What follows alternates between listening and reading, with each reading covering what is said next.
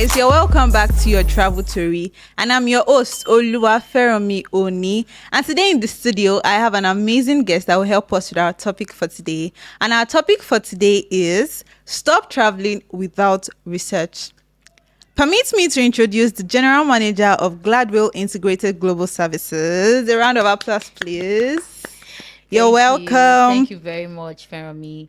So, hello everyone. My name is Abimbola Tinekon, and I am the General Manager at Gladwell Integrated Global Services Limited, popularly known as Geeks Travels. So, thank you, Feromi, for having me on your travel story.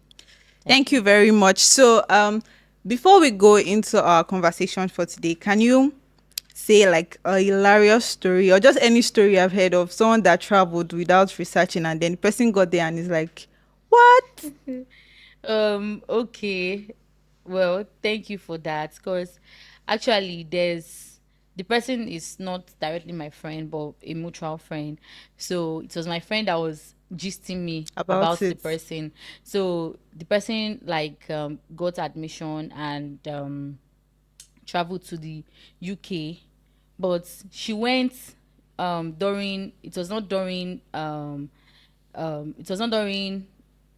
winter, or so she went during their summer where the Oh, weather okay. was Well, very hot. yeah. So she had this notion that if you are going abroad, you have to, where Tick, tick. all those tick these things. So Yeah. she said that she was telling her friend that why not ask about the weather first, like before Before, you go, yeah. before you land. And she was like, no, she's going to wear a thick jacket. She has to wear thick jacket. She used to see people in the UK wear thick jacket and all of that. And she was like, as soon as she landed, as soon as she landed, she just felt like everywhere was very hot, and she saw that everybody were on their natural, they were on Yeah. their, just normal Casual casual wear outfits. and all of that. And she was like, oh, she wished that she had really made research to Research know about it. about the current weather over there before, Yeah. like, I think that's traveling. that's Yeah. like a common mistake. People make a lot of Yeah. mistake about weather. What about food? Do you think people have to research about their food? Because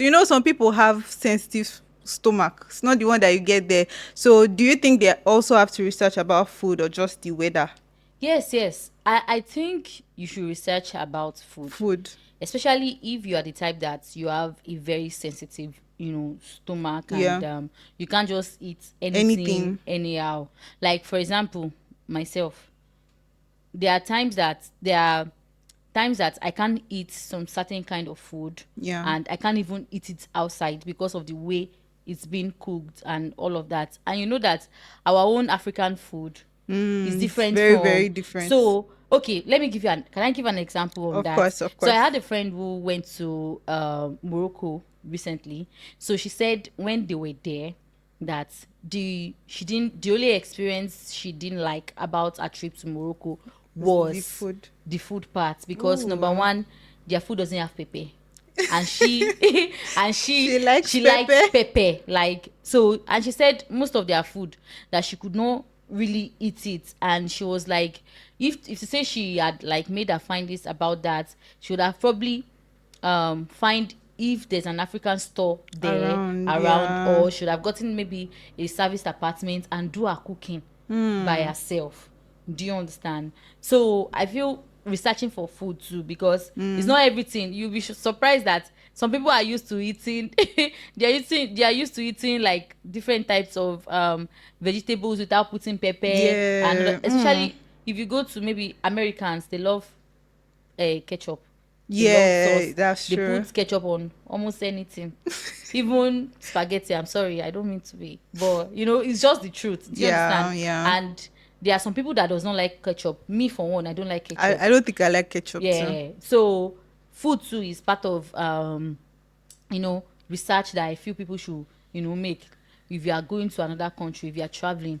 Do you understand? So So I feel like food is actually important because I know of someone that when he got there, then he ate mac and cheese for the first time. He landed in the hospital oh my god, straight up because like his stomach could not contain it. So contain let's go straight to our topic for today. Why does research matter? Aside from weather, food, why does it matter? And is there like what's the worst thing that can happen if one does not research? okay, so I feel research really matters because it will really help you know about where you are going, their culture, what are their rules and regulations there, what True. is their law there, what is the weather like over there. Do you understand? There are some people that they can't they can't deal with cold. Yeah. Yeah. And if you are the type that you want to probably relocate to another country, there are some countries that you have to do research about them and check what their weather is like before you go there. Because if you can't deal with cold, you won't be able to stay there. Canada is very cold. Antarctica Yeah. Yeah. is extremely cold. So if you are going to countries like that and you don't make research and you are the type that even small rain here you're already shaking, do you understand? You'll be able to like survive in that type of country. Do you understand?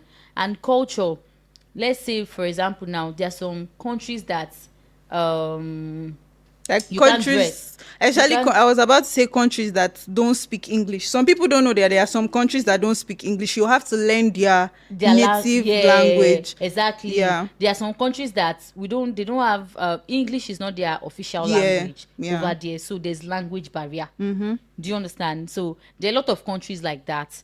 And if you need to like know how to find your way around, even if you are going to be going to that kind of Country. country, so those kind of country, most of their locals can't speak English. Do you understand? They only have like few people who really know how to Speak speak English English. very well. So countries like that, if you'll be going, you have to make research and see what can help you like really survive or really Exactly. in that kind of country. And some of those countries, they used to have like there's an app where you can translate and all of that. So all of these things you need to like put them in place before you travel to that type of country. Especially language barrier is because imagine you land in you land at their airport and you want to communicate to them that you are going to so address, and there's no way you can, the person you are Communicate. talking to does not understand English, and you too, you don't understand their language. But if you have like a translator or something that can translate Yeah. for you, you can just speak in English to the what's it called, to the translator, and to translate to the language. Do you understand? So that is why research is very good. So, what's the role of a travel agency? Very quickly, what's the role of a travel agency like Geeks Travels? How do they help with research and all of that? Our role as a travel agency, I've been saying it and I'm still going to like keep saying it, that apart from the fact that we would make your journey very stress free and very seamless and all of that, we are going to ensure that okay, this country our client is actually going to, we are going to ensure that we do thorough research, cost of living, what are the language barriers in that country, do they have language barrier in that country, what's the cultural shock of that country, and we also help you like plan your itinerary. Do you understand? And ensure that okay, you understand that okay, this country I'm going to, this is the cost of living, this is let me say take Canada for example. We know that in Canada, Ontario is like a very big place, and if you want to live in Ontario compared to other provinces, if you want to live in Ontario, it's quite expensive. Do you understand? So these are all the things that we would let you know, so that you will now have like options to be able to like choose and just weigh the options and see where you want to go, if this will really suit what you want or the life kind of lifestyle you want or not. Do you understand? So that is our Thank role. you very much for this insightful knowledge. I mean, I've learned a lot. So, the most important thing is we have to research so we don't make common mistakes, like when it comes to food, weather, or language barrier. Yeah. Thank you so much for watching, and thank you so much for honoring our invite. We hope that when we you. call you the next time, you are going to answer Of us. course. Until the next time, I remain your host, Oluwafermi Oni. Don't forget to reach out to Geeks Travels for every of your travel plan. And don't forget to like, share, and subscribe. Until the next time, bye-bye.